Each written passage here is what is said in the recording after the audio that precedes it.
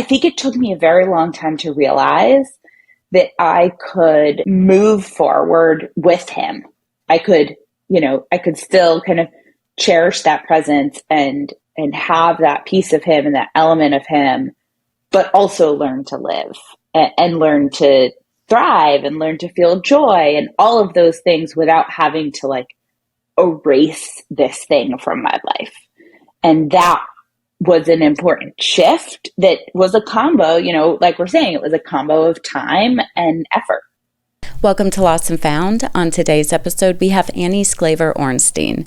Annie is the author of Always a Sibling, The Forgotten Mourner's Guide to Grief. We talk about the loss of her brother who was killed by a suicide bomber in Afghanistan and how that grief led her to write such an amazing resource. We also talk about how sibling grief is often overlooked, and I highly suggest this book to anyone that is in any stage of their sibling grief. I think this is an amazing resource. Thank you so much for watching, and I hope you enjoy.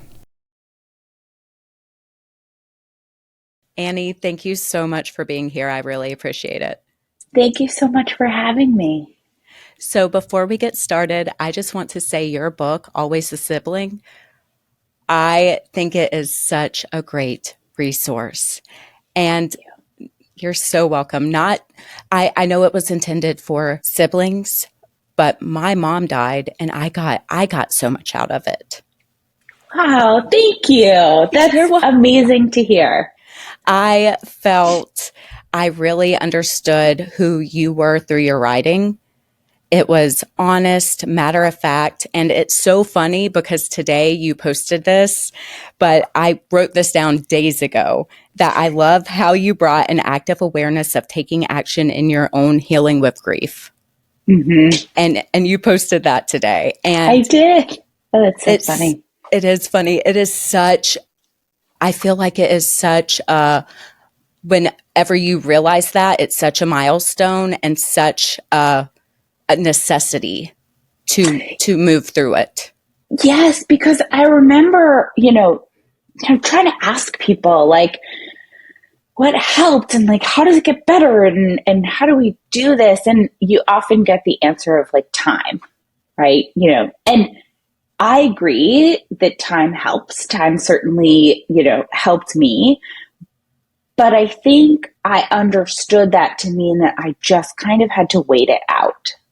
Like, I didn't have to take an active role. There wasn't a ton I need, it wasn't in my control. It was a matter of just waiting, just giving it time and waiting. And the idea that I had to participate in it, that I had to take action or take a role, it took me a long time to get there. I think initially just the act of surviving felt like the role, right? That was what I could do.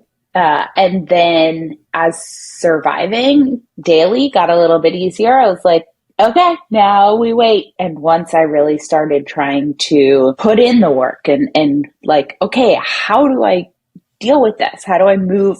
How do I learn to live in this new world? Things started to shift. And it does. It takes time. Mm-hmm. And it is a mindset shift. And I feel like in my experience, I also felt shitty for being like, okay, I have to not get over it, but change the narrative of it. Mm-hmm.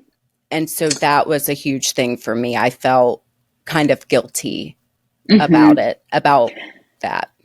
I think I just didn't understand how I would ever get over it. Like getting over it felt like it didn't logically make sense to me, right? I mean, for anyone listening who hasn't read the book, I assume most of you haven't read the book. My oldest brother was killed in Afghanistan.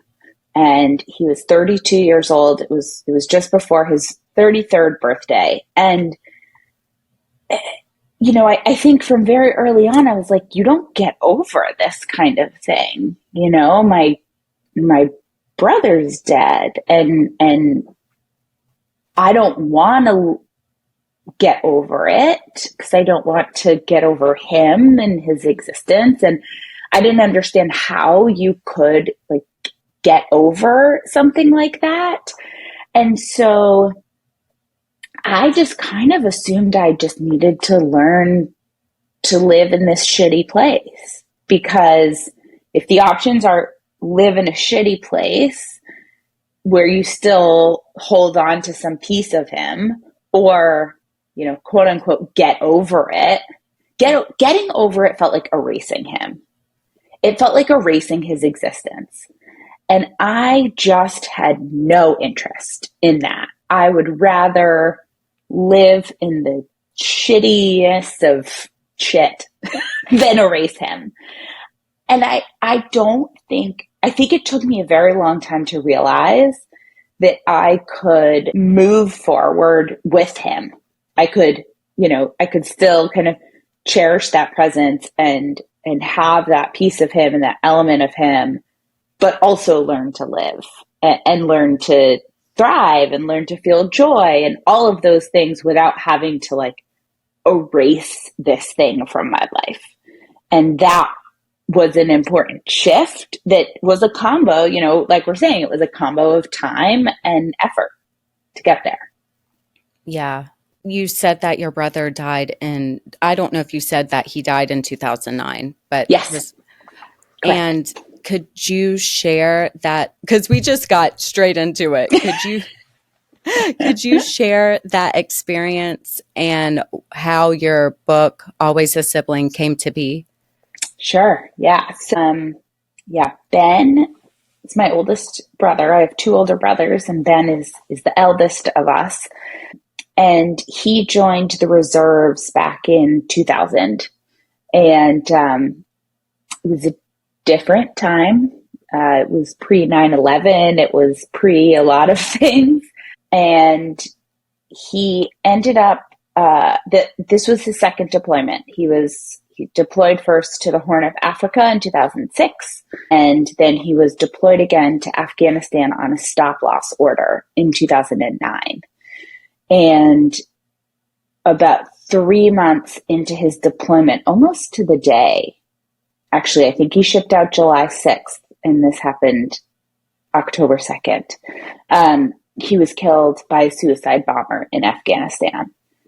And, you know, it was kind of what you see in the movies. My dad got home and there were soldiers waiting for him. And everyone knows what that means. If you have someone deployed and there are soldiers on your porch, and everything just kind of unraveled from there. You know, it's one of those things where your life is then split in half, and you have, you know, my life before October 2nd, 2009, and my life after October 2nd, 2009. It took a long, the book was not something that I could have ever predicted. Ben was actually the one who always wanted to write a book. I always loved writing. I never thought I would write a book or publish a book. But when we were getting close to the 10-year anniversary of his death, I wanted new memories more than anything else. You know, when someone dies, suddenly the memories you have are the only memories you're going to get. There are no new memories. And I really struggled with that for a long time. And I started to think about how there were memories other people had of him that I didn't know. And if I could get them to share those memories with me, then I could get some new memories and new pieces of Ben. And I started reading his diaries. He kept a lot of diaries, and none of us had ever opened them. And I started to read them. Then 2020 rolled around in COVID, and suddenly my husband and I and our kids were back in my parents' house, and I started going through the attic. I started interviewing his friends and people, from earlier in his life, and kind of collecting these stories. And that's what I thought this book was going to be initially. I thought it was going to be a book about Ben. And it ended up taking a few different forms. And, there was one memory from after his death that stuck out. I don't know if you experienced this after you lost your mom, but those first few months, everything is very blurry.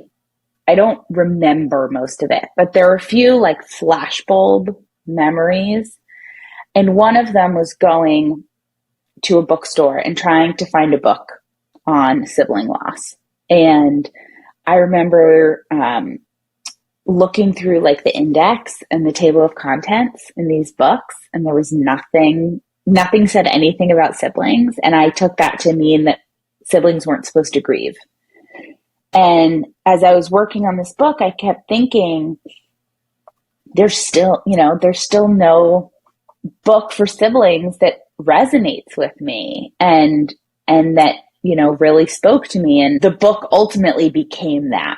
It ultimately became, I think, the book that I needed in 2009, the book that I still need. It's certainly not only helpful if you've just experienced a loss, but it turned into the book that I really desperately wanted to find in Barnes and Noble that day, that really spoke to the sibling experience. And it was a long road to get there, and writing it and kind of excavating all of those emotions. I'm a researcher by training and in my professional life outside of writing. And I did a lot of primary research for the book, including a lot of interviews with bereaved siblings. And it was a lot, it was a lot of hearing other people's stories and hearing about, the worst thing that had happened to a lot of people. And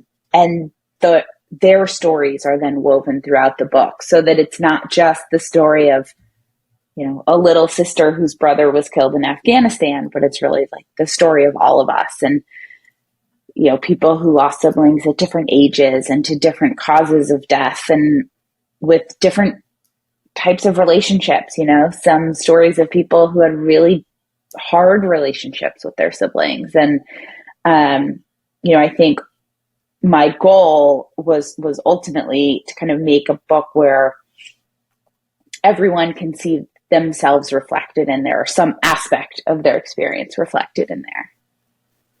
And that totally reads. There's so many different experiences in the book.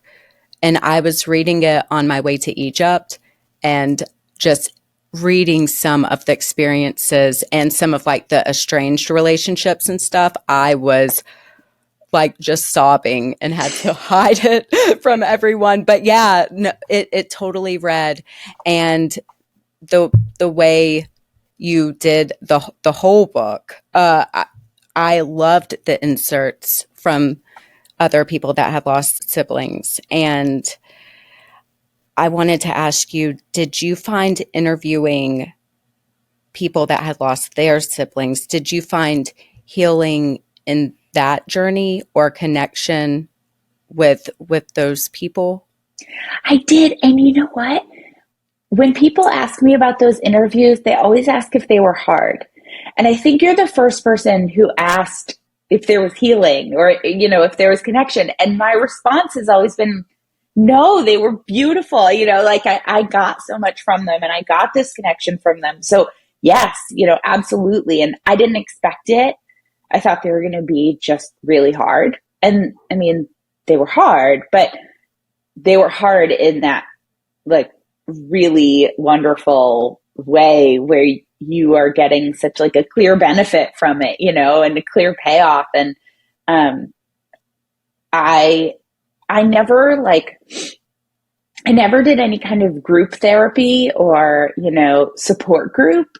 And so I really hadn't talked to that many other people who had lost siblings. And suddenly I was having these really vulnerable conversations with people who understood me and what I went through in a way that I didn't expect. And I felt less alone. I think it made them feel less alone. I've kept in touch with some of them since the interviews. And, I think that they were they were a surprise healing tool for me, where I really did and I learned a lot from these people, and understanding what's helped them and what hasn't, and things that they have started to do in their grief, and I certainly borrowed from some of them and learned from some of them. And they were also really helpful, because then I did them all first. And then I was kind of just deep in the writing, essentially by myself. I mean, I have a full-time job, I have kids. And so I would just wake up really early and write by myself at the dining room table. And, occasionally I'd go away for a weekend and hole up and write, but it was very isolating. And I would think back to those interviews and remember why I was doing it. I'm doing it for 25-year-old Annie. I'm doing it for this person and for this person and for all of these people I talked to who didn't feel like their grief was seen or acknowledged. And so I think it helped me find even more of a purpose in it from those conversations. Yeah. And I feel like even the people you interviewed, times, who knows how many people you could help with the whole book. So yeah, I think that's amazing. And I'm sure it helped the people you interviewed as well, the same way it helped you. I think it did. It felt really, I'm not a therapist, so it's not something like that I normally do. And it felt really good. It did feel like I was helping someone in a very tangible way. Mm-hmm. I feel like it's one of the things no one wants to talk about, and everyone needs to talk about it. Yes. And they don't feel vulnerable enough to talk about it until it's right in front of their face with someone that understands it. My middle brother is a TV writer, and he had been working on a show a few years ago where it was about a brother and sister. And he's in the writing room, and maybe there are like a dozen people. Hopefully I'm not getting this story wrong. It'll be close enough. We'll consider the story close enough. Let's say there were about a dozen people in the room. And he said that, they started talking, and they're talking about like stories of their own siblings, and they're like just kind of spitballing and brainstorming because they have to write this show about a brother and sister. And someone mentioned that they had lost a sibling, and my brother said, "Oh yeah, I lost my brother." And someone else said they lost a sibling. Someone else said they lost a sibling. He was like, more than half of us in that room had lost a sibling, and none of us knew it walking in there. He was like, I don't even think the people who hired us knew. And it's the kind of thing where it doesn't come up. It's not a thing that comes up unless it is like explicit and in front of your face. And then, and I have found that time and time again with the book. Even when the book first sold, my editor said that when the announcement went out, like in Publishers Marketplace or whatever, she got contacted by people from inside the publishing house saying, "Can you let me know when there are advanced copies, because I need this book?" She was like, "These are people I've worked with for years. I didn't know they had ever lost siblings." But people are just they come out of the woodwork, but they need an opening because it's not something that we talk about. And once there's that like little crack, a little bit of an opening, then people can start talking about it. And it's wild because I feel like once you've lost someone, in my experience, it's all I think about. Yes. Yes. And to not be able to talk about it feels like such a burden. So these tools, the book you wrote is so, so needed. Yeah, it's like you're dragging like a huge weight that no one else can see, and you're just dragging it around, and like, it's there, but somehow no one else can see it. And also, so often I'm like, how does no one else see this weight? Like, are we not paying enough attention to each other, or am I doing a good job hiding it? Because typically I am not good at hiding my emotions. So like, I can't imagine I'm that good at it, but it's just, it really feels so isolating. And I think with siblings, how often do we ask, someone new that we met, do you have any siblings, or where are your siblings, or anything like that? Like, it's not a thing. Sometimes people ask where you're from, and they'll say, oh, do your folks still live there? Right? Like, questions like that might come up, but not about siblings, and so you're just kind of waiting. Is anyone going to know? I feel weird saying it, but no one asked those questions. And so I'm just going to like carry my little weight with me and keep going, because that's all we can do. But it's like a secret that's not supposed to be a secret. And you made such a good point in your book about, I had never thought of this. I'm an only child. So right. I wouldn't think of it. You said that people would always ask you, how are your parents? Mm-hmm. Mm-hmm. No one would ask how you were doing. Mm-hmm. And I was like, that's mind blowing. But I can see how that could be a thing. Yeah. Because your parents have experienced a horror, right? If I've lost a sibling, it means my parents have lost a child, which is just a terrible tragedy. And so, my thing is, I get why you're asking about my parents. I'm glad you're asking about my parents, but also ask about me, also ask about my brother. Just, it's not, I think for a lot of people, and this was something that I heard time and time again in the interviews, was people saying it felt like a loss that happened to my mom. It felt like a loss that happened to my parents. The parents really own the loss. And you're just kind of like put to the side, not necessarily by your parents, but by society in general. And it makes it really difficult to know your role, right? And are you allowed to grieve? Does that make it worse for my parents? I don't want to make it worse for my parents. So how do I balance this? And it's almost like a dance, to figure out how to walk this line of supporting them and not making it harder, but also grieving and not grieving alone. And it's not easy. It's not an easy thing to navigate.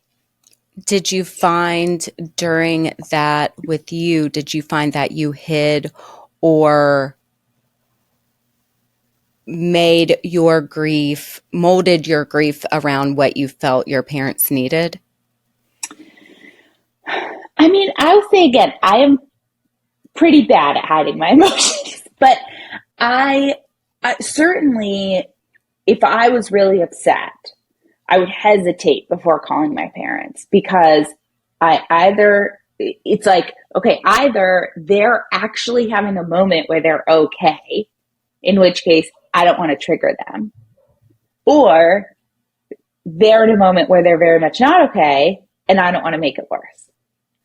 And so, the fact that I was 25 and I didn't live at home did make it a little easier to sometimes not call them, or not want to burden them. But I will say that when I did, they were always there, and I also think that they knew enough to know that there was no way in hell I was okay. And because we were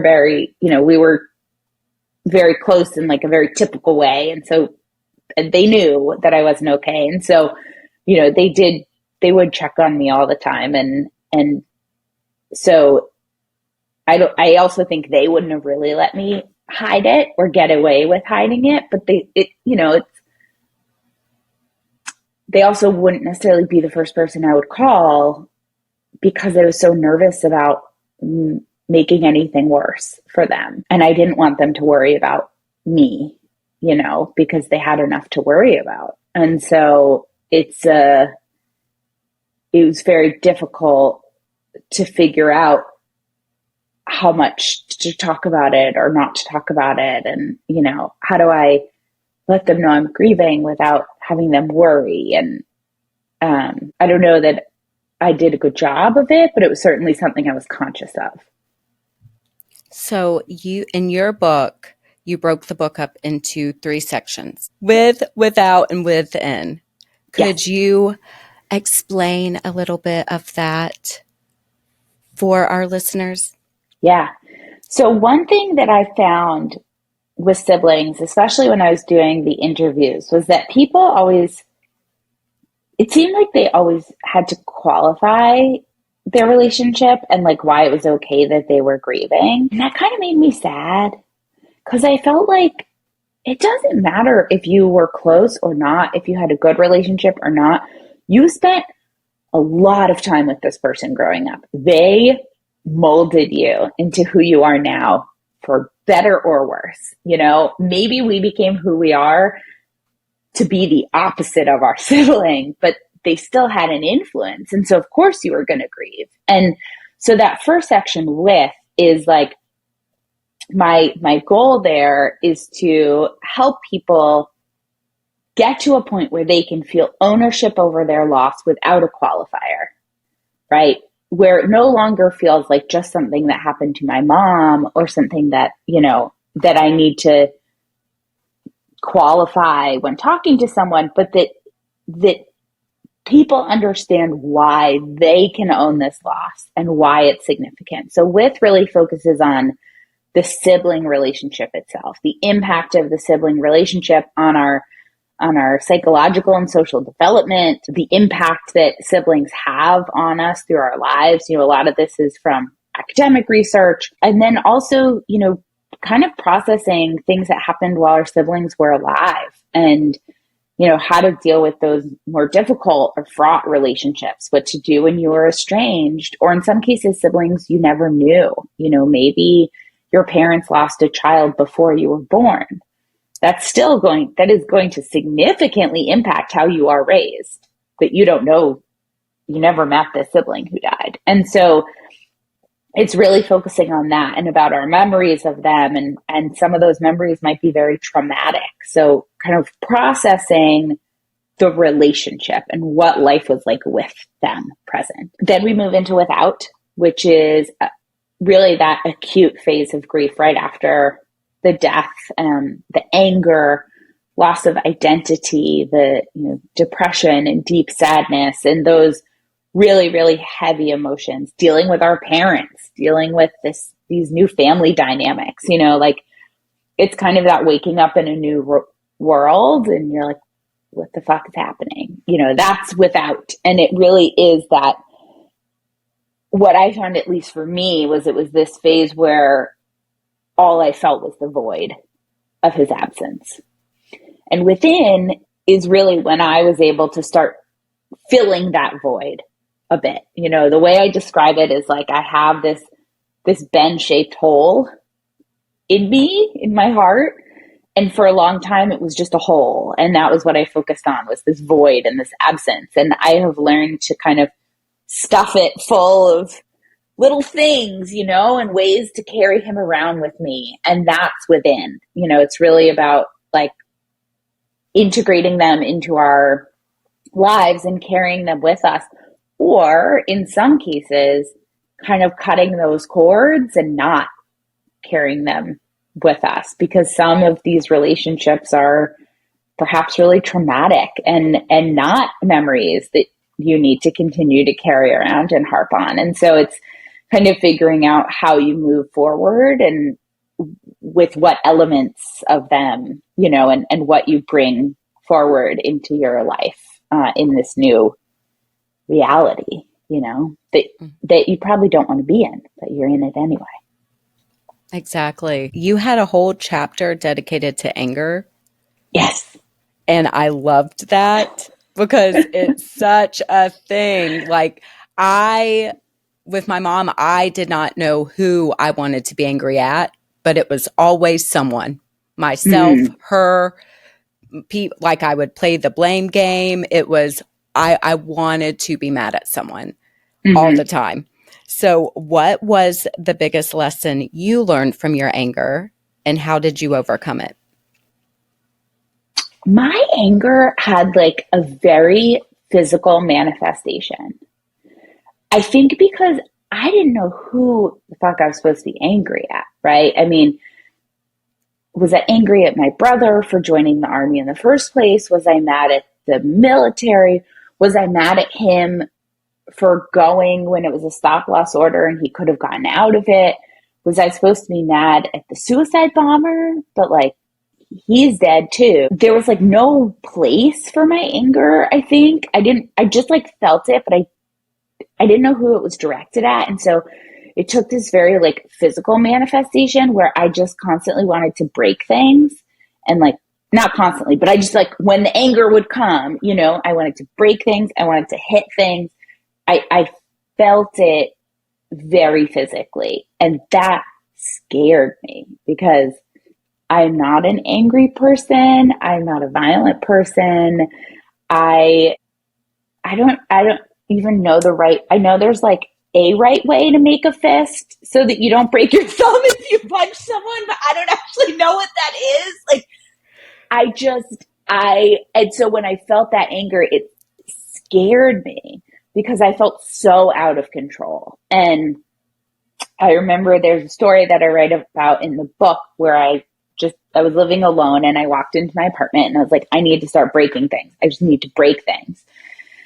But then I also like knew enough that I was a, broke grad student. And I was like, well, okay, but if I break it, I'm not gonna be able to replace it. So like, I shouldn't break my TV. Like I was like with it enough. And so I just started throwing plates into the garbage chute just so that I could like throw something and hear it break and try to get that release. But then as soon as I was done, I felt guilty because I realized there was this pile of broken plates at the bottom of the garbage chute, and the building maintenance person was going to find all these broken plates. And now I've made someone else's life harder. And then I just cried on the couch. I could not find a good outlet for my anger. I remember I was living in New York City at the time, and I was like, maybe I'll take a boxing class. Like, I just need to punch things. And then looking them up, and boxing classes in New York City were like $35 a class, which was so far out of my price range. And so then I was like, all right, I guess I'm just like punching my pillow again, and then I'm mad at the boxing gyms. Like, it was just never ending. And I think eventually, at first it would scare me. It really would. And I felt very out of control. And then I started to kind of recognize it and know like that it was going to pass and be able to trust that it was going to pass, and that I needed to somehow get this energy out of my body, but then it would be gone and I wouldn't have to feel so out of control. And then the anger kind of dissipated over time. But I don't think I ever found like a good solution to it. I think I just kind of survived it, When I have talked to other siblings about it, I hear a very similar sentiment that they had this anger that just shocked them. It felt like it came out of nowhere at these random times, and it felt out of character, and they didn't know what to do with it. And it was one of those moments during the interviews where I was like, man, I wish I had talked to you 10 years ago. This would have been helpful to know that it wasn't just me, but it wasn't, it's common. It's something that we all feel. But for me, it was very, very physical. Well, I'm glad that phase came Same. to an end. I skipped this, and I really wanted to ask you about this. So I wanted to comment on this. So in your book, you have the Mourner's user manual. Mm-hmm. I had never seen the questions written out, how they were. And I thought that was so, so helpful because you are a different person when you lose someone, and you don't know who you are. You don't know what's going to make you feel good. You don't know how these circumstances are going to feel. And having it written out for you to address them I Mm-hmm. thought was so, so helpful and so useful. The Mourner's user manual is an idea that I came up with, when I was writing the book. And it was one of those things where I was like, God damn, I wish I had thought of this when I was in the thick of it, because this would have made my life so much easier, and I hope that someone who is in the thick of it is getting good use out of it, because I would default to the answers that had worked in the past. And then suddenly I was like, oh no, I don't like this. I don't like this. And I also, in the mourners, in the mum, as I call it, like, they're very basic questions, right? And I think, I don't know if this happens to you, but I am the kind of person where, like, when I'm asked something on the spot, my mind goes blank. So, like, if someone says, what's your favorite movie? I'm like, what is a movie? Like, I forget every movie I have ever seen in my entire life. And so when I was grieving, it was that, right? Oh, hey, I'd love to help. What do you need? I don't know. Can I bring you something for dinner? What would you like? I don't know. And so I would just say no to everyone because I genuinely didn't know the answer. Do you, and then there would be these moments of clarity where I'd be like, man, I really wish that when this person asked if they could do something, I wish I had asked them to do this, or I wish I had said this, right? All of those moments. It's like when you think of a comeback too late, you have all of these moments when your brain starts to work again, or when you have a moment of clarity. And so it's really just an opportunity to, like, write those things down when you think of them, which might not actually be at the opportune moment or at the right time, but to write them down so that when someone does ask you this question, you know how to answer it. Or you come up with something new, but at least you have something to go from, and that you can think through, in some cases, these, like, very logistical things when you have a clear mind, which might not be when someone asks you the question. You might not be in a clear headspace at that point, but there are moments of clarity. And in those moments, you can kind of plan for the moments when you can't think straight. I love that, because I was the same. When people asked me what I needed, I couldn't think of anything, but there was a million things I needed. And I think also when people would say, like, how can I help or whatever, all I could think was, well, you can't give me my brother back. Thus, there is absolutely nothing you can do to help me, right? It was all or nothing. I wanted Ben back. And if you can't give me Ben back, then you cannot help me. And the truth is, there are a lot of little things people can do, but I didn't realize that at the time, And I think if you break it down into very small things, there are actually a tremendous amount of things that people can do to help. But you just have to break it down sometimes, or you have to have that kind of friend who isn't going to ask, they're just going to do. And you just hope that it's the right thing, I was telling my boyfriend that whenever this happens to any of my friends, whenever they lose anyone they love, I am glad that this has happened to me, because I'm going to give them options. Mm-hmm. I'm going to give them options. Do any of these things sound appealing to you? Yeah. Because I think that would have been so helpful. Yeah. Years ago, about 10 years after Ben died, I had a good friend whose sister died very suddenly. And at first I felt like, oh God, I'm supposed to know what to do, because I'm the only one who's been through this before and I don't know what to do, but my husband and I just went to Trader Joe's. They had a baby at the time, and we went to Trader Joe's and we were like, let's just make sure they have food. And we got, like, one bag of actual groceries and one bag that was, like, just junk food and candy for proper emotional eating. And we just left them outside their door and just texted, there's food outside your door. You don't have to talk to us. Don't see us. It's like, drop it and go. But, like, hopefully you find something in there you like. We left it at the door, and it was that kind of thing of, like, I'm not asking you any questions.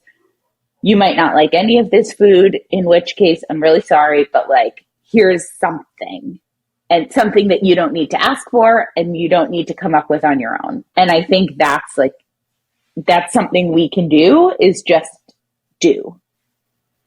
Exactly. I love that. That's a great idea. I'm going to use that as well as everything else we've talked about. I'm going to use that. Groceries and junk food. Yes. Yes. You listed 16, I think it was 16 different types of grief. Mm-hmm. Mm-hmm. And putting a word to the grief. And even as like I was going through the list, I was like, no, no, no, no. Yes, that one used to be my grief. Mm-hmm. And I thought it was very eye-opening to see how it changes over time as well. Yes. Yes.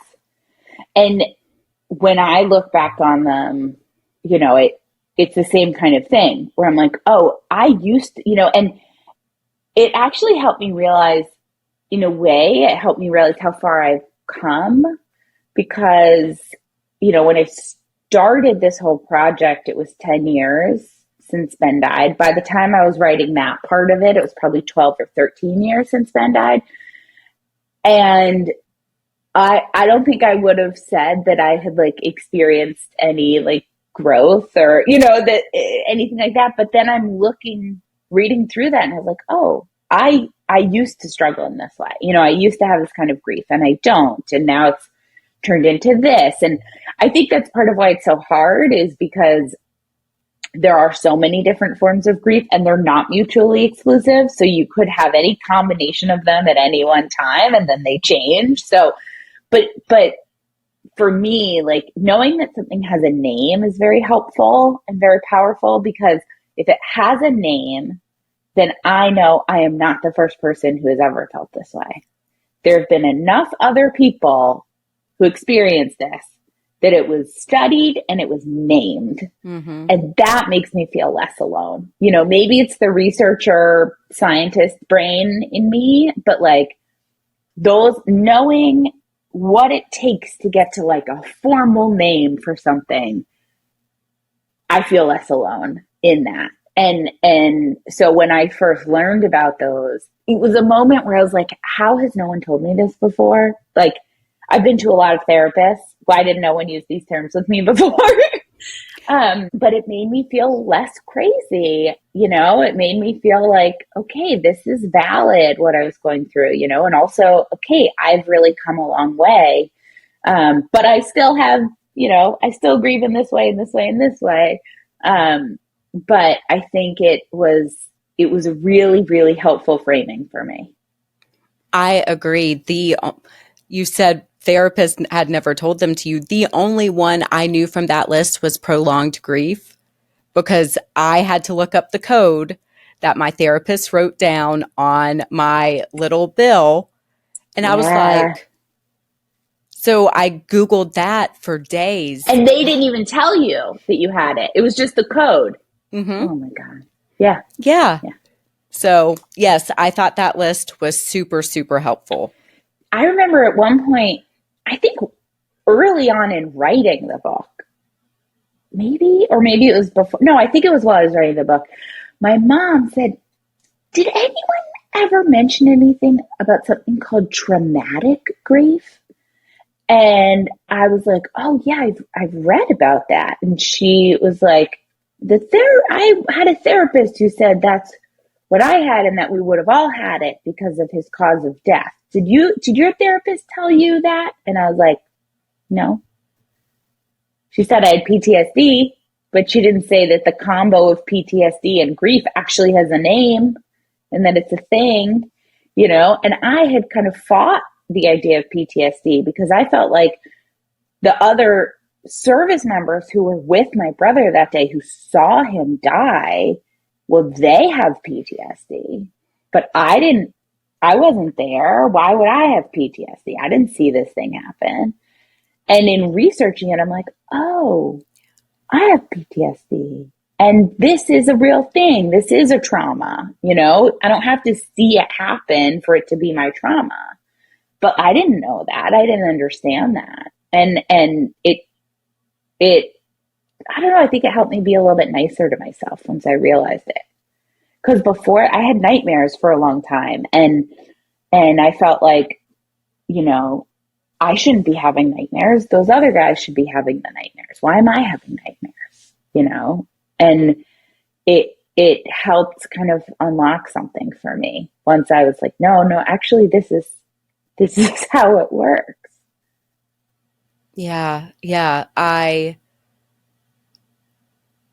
feel like losing it, I feel like it's traumatic. Mm-hmm. Mm-hmm. And you don't know what they went through. You don't know, you weren't there, and that's traumatic too. Mm-hmm. The Mm-hmm. whole thing is. And so therapists need to get better at telling us all the things. All the Yes. things. All All the the things. things. You talked about how loss gives us a new fear of losing other people we love. Mm-hmm. And you also talked about the terror and guilt that comes along with feeling joy again, Mm-hmm. which is so real. So I wanted to ask you, how were you able to overcome that?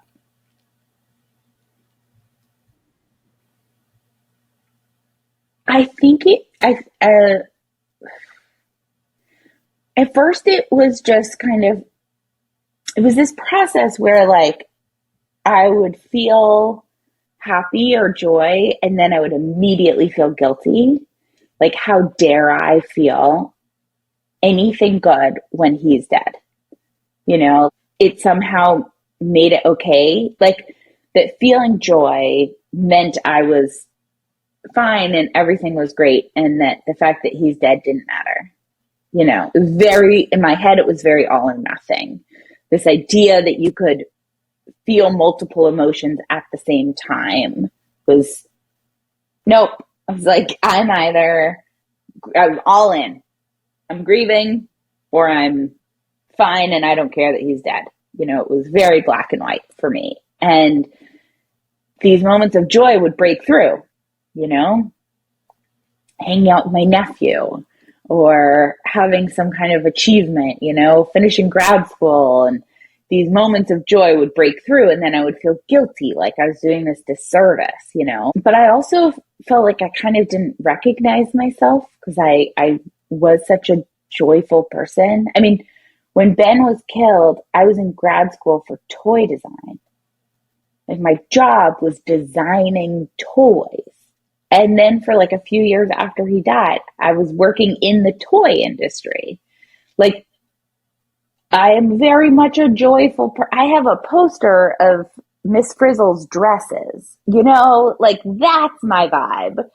And so these this joy was breaking through, and at some point it kind of felt like I can't suppress it.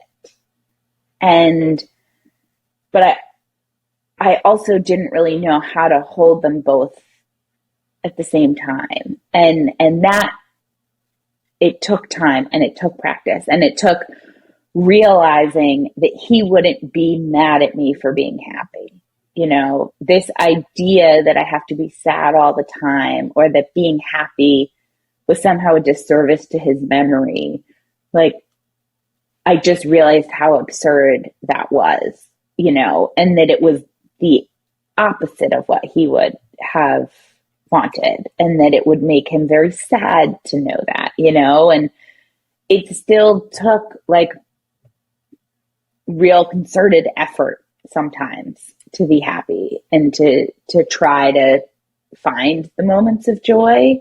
But it felt like they just started to poke through enough that wall became structurally unsound, you know, and it wasn't going to be tenable. And then once I had kids, I was like, I want to be the joyful, whimsical mom and person who I am. And so I think that was the point at which I like was fully kind of, okay, I need to, some of it was relearning, but I need to learn how to be a happy person again, because I want to be a happy person for them. I saw something the other day, and it was something like, whenever I see my loved one again, I don't want to tell them that my life ended when theirs did. Mm-hmm. Oh, that's good. And I was like, what? It's so true. They would be Mm-hmm. heartbroken Mm-hmm. to know Mm-hmm. that. Yeah. So, Yeah. And I think some people feel like, okay, I gotta like live for the both of us now, you know? And I kind of felt like, all right, we're both dead now. I'm just dead walking and you're dead, dead, you know? But there was I didn't feel like, okay, I need to like go live this life for both of us because you can't, you know? I just felt like I'm the little sister. I've always followed your lead. And so this is what we are now, you know? And it kind of felt like I had to take the lead and take control, which was not something I had ever had to do before. yeah. Oh. Well, I think I think everything that I have seen and read, you're doing an amazing job. Thank you. Thank you I know. so much. I mean, I pray when I'm as far in my grief as you. I can say the things and feel all, because I don't. A lot of the ways you feel, I'm not there yet. Mm-hmm. But it is super motivating and reassuring to hear. You know, I met someone last weekend. I was doing a book talk at a synagogue in Massachusetts, and she came up to me afterwards and she asked me how long it was until I could talk about Ben without crying. And I had to like genuinely think about it. And I said, maybe 10 years, which like, I don't know if that's longer than average or what. And I felt bad saying, you know, because I kind of wanted to be like, oh, 6 months, you know, but like that would have been a raging lie. And maybe it was earlier than that, but you know, I think I did struggle from prolonged grief disorder, and it took a really long time to dig myself out of that and to start moving forward in any meaningful way, you know, and that's where I think if I didn't do the work, if I like just thought time would fix it, I would still be there, but there is some element where it just gets better over time because you have practice. And it's practice doing something that you never wanted to do and that you still continue to not want to do, but you have practice doing it anyway. You know, it's like cleaning a toilet. like I don't want to do this. I still don't want to do this, but at least now I know how, you know, and I feel like that's kind of what grief has been, where it's like, it's never easy to answer the question of how many siblings do you have, but I've learned how to do it and I've done it enough times that isn't as it's not as hard as it used to be. Well, that I don't even know what to say to that because it fucking sucks. But Mm-hmm. I understand what you're saying. So yeah. I have 2 more questions. Okay. Wait, 2 or 3. But okay. So you have a chapter about looking for signs from mm-hmm. your loved ones. Mm-hmm. Could you share a sign that you really enjoyed from Ben?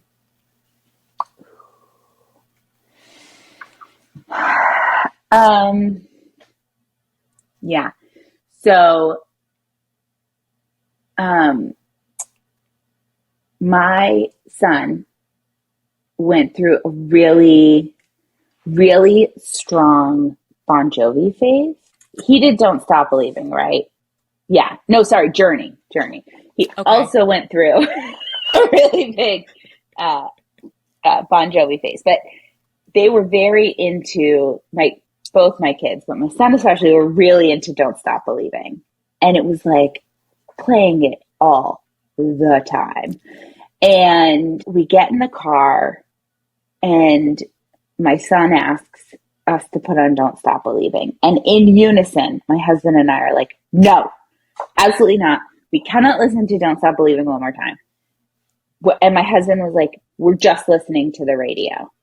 And so we turn on the radio and you hear the opening note and you hear, just a small town girl. And my husband and I look at each other. The kids start cheering. And my husband and I are like, it's Ben, fucking Ben. He's fucking with us. And it was like, the signs are often through music, you know, and through lyrics. And it was just, you know, if you'd known him, like it was the exact thing that he would do, because he would be able to simultaneously fuck with his little sister, annoy his brother-in-law, and please his niece and nephew at the same. I mean, it was like a complete trifecta.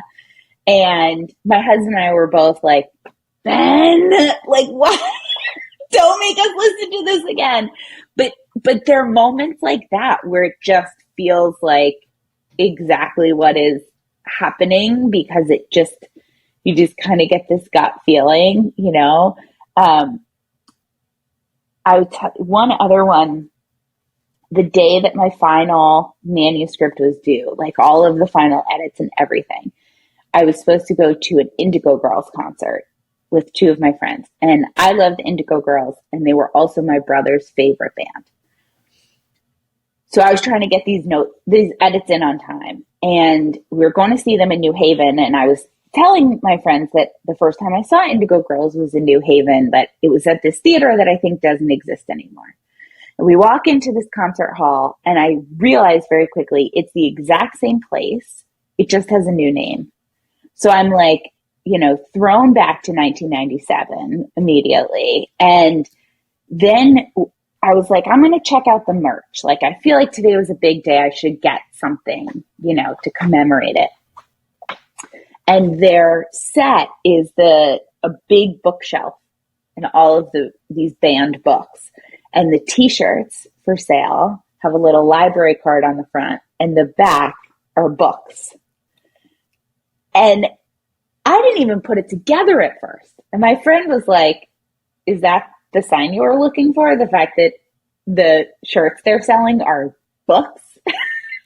And then we sit down, and the first song they start playing is a song that's like a deep cut that the friends I was there with didn't know. But the first line is, "Oh, Annie, I am sorry for your grief." Little young sister to my lover, I know you'd both rather be, you know, in the woods of Michigan. So I'm bawling. Then the second song they play is his favorite song by them. And now I'm really crying. And I was like, okay, I get it. I hear you. I'm getting all of the signs. I'm glad you're here. Please give me a break so that I can catch my breath. But like, there are instances like that where, you know what, maybe all of those things were a coincidence, or maybe not. But believing that it's him, and believing that he was there, and that he was like, Annie, are you hearing me? You know, banging the drum makes me so much happier, you know. And it's those little things that I'm putting in my little Ben-sized hole in my heart, you know, and carrying them around. And so I feel like I look for them now, and I just kind of try to collect them, and I don't try to rationalize them away of like, no, that was just their set list. Like, I don't care. That's going to be my, you know, I felt his presence in that moment. And so that's the point, you know, that's the goal. And so I'm going to cherish it. Yeah. And that is way too specific. Right? It way was like weird. Like, it was getting weird. On the drive home, I was like, okay, I need to write down all of the things that happened, because there's no way I'm going to remember this insane sequence of events. Yeah. Yeah. No, there was one, it was the year anniversary of my mom's death. And these little bracelets right here, me and her made one together. She made one for me. I made one for her. We made them at the same time. And they said, I love you. I don't wear them anymore. Like I'm going to like get them on a gold. That's beyond the point. Anyway, so the year anniversary of her passing, I went to estate sales because that's what she loved to do that. They had a beaded set like a bead set for the bracelets. And on the, I guess, logo art for the front of it, it was 2 bracelets that said, I love you, and a bracelet in the middle that said her name. No. Wow. I was like, it's too specific. It's too specific. That's incredible. And I bought the set and I brought it home, and I did not see the bracelet that said Lisa till I got home. Wow. Yeah. So I think of that and I'm like, there's no way. We have to keep living. Mm-hmm. Mm-hmm. And when I feel bad in my grief, I think of that moment. Mm-hmm. It's like a little wink. Mm-hmm. Yeah. It really is.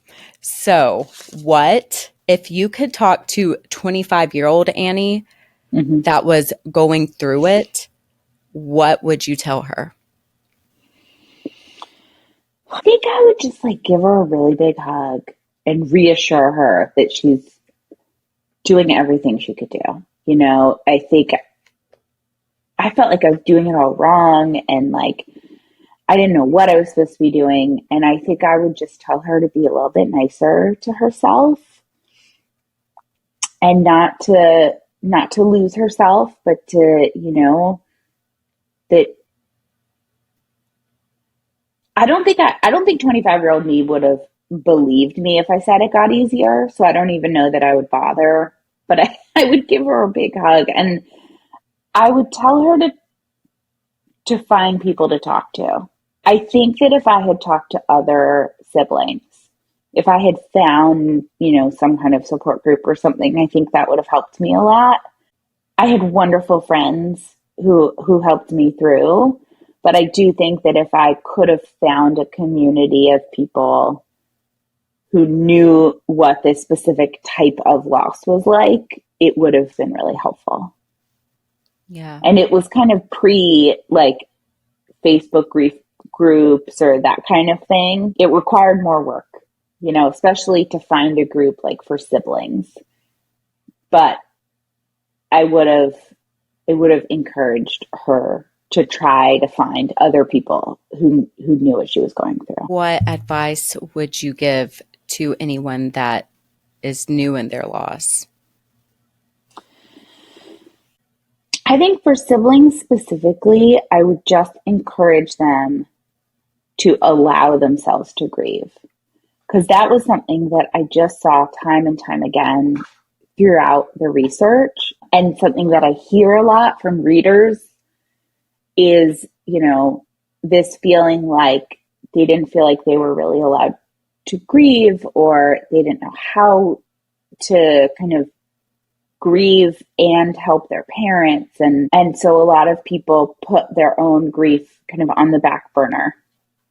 And I would encourage people to own their grief and to allow themselves to grieve and set boundaries if they need to set boundaries, but to give their grief the weight and the priority that it deserves, regardless of whether or not you had a good relationship or the cause of death or anything else. Throw out all the qualifiers and just allow themselves to grieve this loss because it's significant.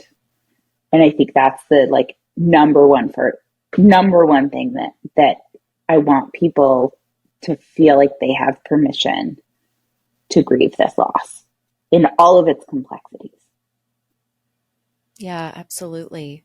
Where can people find you and find your book? Yes, they can find me mostly on Instagram at Annie Sklaver Orenstein. And they can find the book, Always a Sibling, The Forgotten Mourner's Guide to Grief, anywhere books are sold. Perfect. Annie, thank you so, so much for being here. I really enjoyed talking to you. Thank you so much for having me. Thank you. Thank you so much for watching Lost and Found. I really hope that this episode resonated with you. Don't forget to like, comment, and subscribe below.